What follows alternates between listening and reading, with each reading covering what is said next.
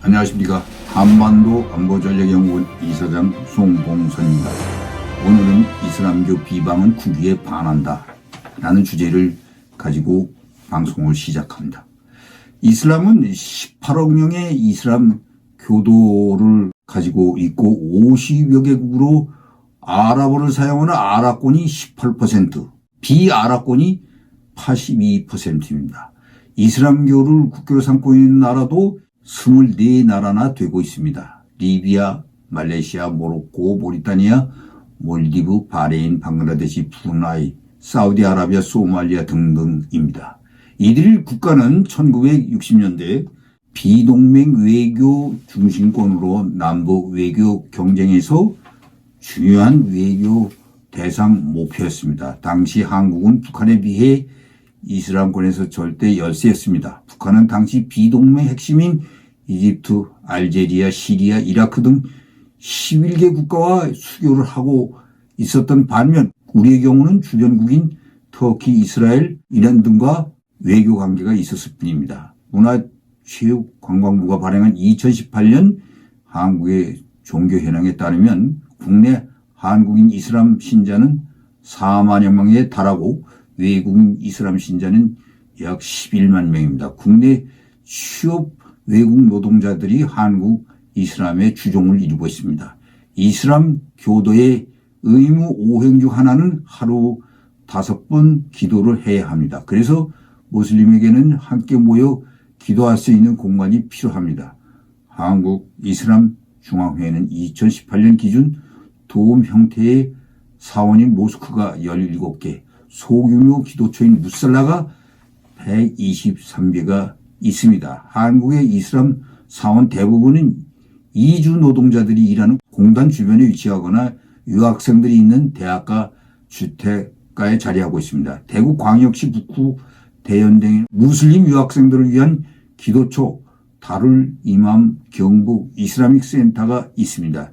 2020년 12월 유학생들은 구청의 허가를 받고 기도처를 증축하는 공사를 진행했는데 동네 주민들과 일부 시민단체의 반대에 부딪혀 8개월째 공사를 하지 못하고 있습니다. 무슬림 유학생들과 주민들은 지난 7년간 아무 갈등 없이 공존해 왔습니다. 주민들은 사원이 들었으면 지역이 이슬람화, 슬림화 된 것이라고 우려하는 반면 유학생들은 외부 세력이 주민들에게 두려움을 심어준 탓에 문제가 커졌다고 억울해하고 있습니다. 어느 날 돌변화에 주위의 국민이 문제다.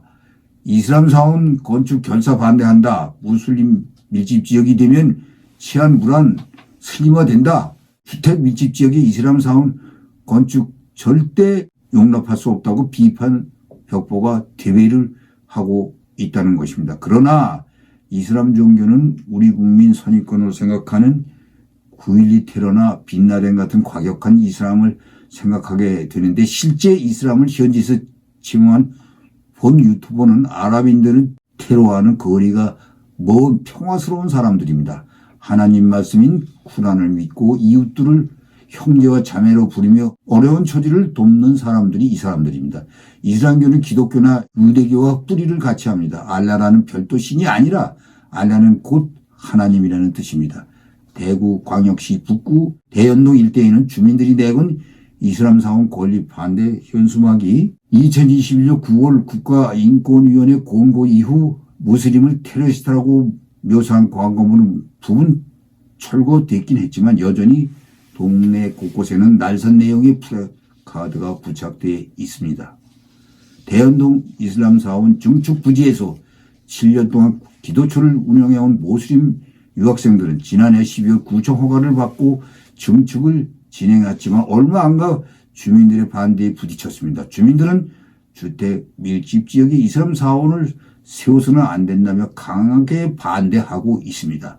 주정을 이루는 무슬림 유학생들과 주민들은 지난 7년간 아무 갈등 없이 공존해 왔습니다만 주민들은 사원이 들었으면 이 지역이 이슬람화, 수림화 될 것이라고 우려하는 반면 유학생들은 외부 세력이 주민들에게 두려움을 심어준 탓에 문제가 커졌다고 했습니다. 무슬림 유학생들이 2014년 현 공사 부지에 주택을 매입해 7년간 기도처로 삼아왔습니다. 기존 기도처가 냉난방에 취약하고 비좁아지자 돈을 모아서 인근 필지를 추가 구입해 지상 2층의 연면적 245평방미터의 모스크 다르리만 경북 이슬라믹 센터 중축을 추진하고 있습니다. 관할 북구청은 2020년 9월 사원 건축을 허가했고 12월 3일 착공을 했었습니다. 이슬람 사원 건립을 둘러싼 갈등은 2023년 2월 수면 위로 떠오르며 본격화되기 시작했습니다. 북구청은 자신들이 허가를 했음에도 불구하고 이례적으로 공사 중지 행정명령을 내렸습니다. 북구청은 행정명령 근거로 건축주는 공사로 인해 인근에서 민원이 발생할 경우 민원 사항에 대해 사전 조치 후 공사를 계속 진행할 것이라는 건축 허가 조건, 이슬람 사원 건립으로 인한 인근 지역의 슬림화로 헌법에 보장된 재산권 침해 우려 등을 이유로 됐습니다. 무슬림 유학생들은 사원 건축을 허가해 주었다가 다시 공사 중지를 통보한 북구청에 소송을 냈습니다. 무슬림 유학생들은 주민들과 북구청 간의 논의에 진전이 없자 북구청을 대상으로 공사 중지 처분 취소 소송과 함께 집행정지 가처분을 신청했습니다. 재판부는 결정문에서 신청인들이 회복하기 어려운 손해가 발생한 우려가 있고 그 손해를 예방하기 위하여 집행을 정지할 긴급한 필요가 있다고 인정된다고 판시를 해서 유학생의 손을 들어줬습니다. 법원이 무슬림 유학생의 손을 들어주면서 공사가 재개되나 했지만 국민주권 행동, 자유, 인권, 실천, 국민운동 등 일부 보수단체 및 개신교단체도 여러 차례 이슬람 사원 반대 기자회견을 열고 전단지를 배포하기도 했습니다. 1960년대 대한민국은 비동맹 국가에 속한 중동지역 국가들이 북한의 경사대에 북한에 비해 외교적으로 절대적 열세인 가운데 비동맹 주도국인 유고, 티토, 인도, 네루와 함께 이집트, 나셀 등이 외교적으로 강력한 행사를 하였을 때입니다. 남한은 중동 지역에서 북한에 대해 절대적인 열세인 점을 간파하고 무엇보다도 이슬람 종교를 통해 친교를 확대해 나가는 것이 중요하다는 인식을 하게 되었습니다. 이를 위해 중앙정보부는 아랍권의 문화나 언어 등의 영역을 넓히기 위해 이집트, 리비아, 사우디 등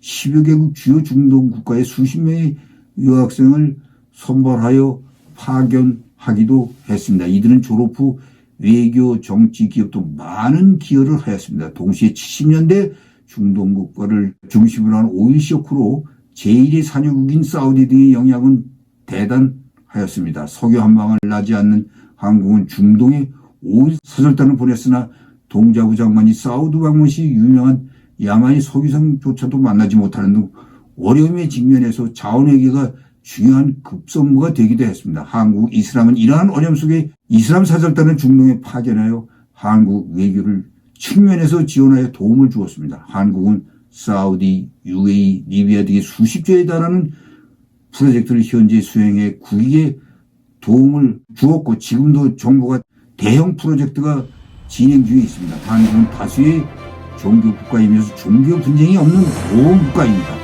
국익을 위해 이해 당사자는 대승적인 이해가 필요합니다. 시청해 주셔서 감사합니다.